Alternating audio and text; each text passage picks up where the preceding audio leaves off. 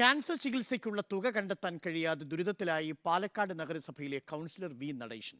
കോയമ്പത്തൂരിലെ ആശുപത്രിയിൽ ചികിത്സയിലുള്ള നടേശന് 20 ലക്ഷത്തോളം രൂപ ചികിത്സയ്ക്കായി വേണം.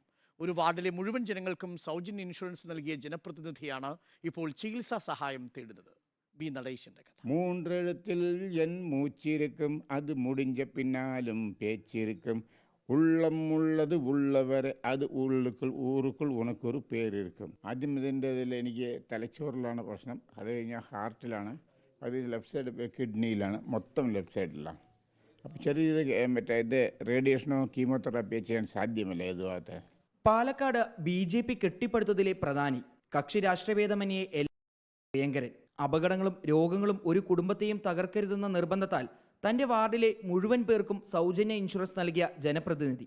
വിശേഷണങ്ങൾ ഒരുപാടുണ്ടെങ്കിലും വി നടേശൻ എന്ന പാലക്കാട്ടെ BJP കൗൺസിലർ ഇന്ന് ദുരിതക്കയത്തിലാണ്. ഒരു വർഷമായി തന്നെ കാർന്നു തിന്നുന്ന അർബുദത്തെ പ്രതിരോധിക്കാൻ നടേശന്റെ കയ്യിൽ മനക്കരുത്തല്ലാതെ മറ്റൊന്നുമില്ല. എങ്ങനെയാണ് ഇത് അതിജീവിച്ചതെന്ന് എനിക്കറിയില്ല. ഇനിയൊരു ഇൻസിഡൻറ്റ് വന്ന അൺകോൺഷ്യസ് വന്ന ജീവിതകാലം മുഴുവൻ കോമ സ്റ്റേജിൽ പോകുന്നതാണ് പറഞ്ഞത്. അപ്പം അങ്ങനെ വന്ന് വരുമ്പോൾ ദൈവം പല രീതിയിൽ 5 സ്ഥലത്തും പ്രശ്നം ഉണ്ടാകുന്ന സമയത്ത് ഇങ്ങനെ തട്ടി വിട്ട് വലിയൊരു സഹായമാണ് എന്നാണ് ഞാൻ പറയുന്നത്. കഴിഞ്ഞ വർഷം ഫെബ്രുവരിയിലാണ് ക്യാൻസർ പിടിപെട്ടതായി തിരിച്ചറിയുന്നത്.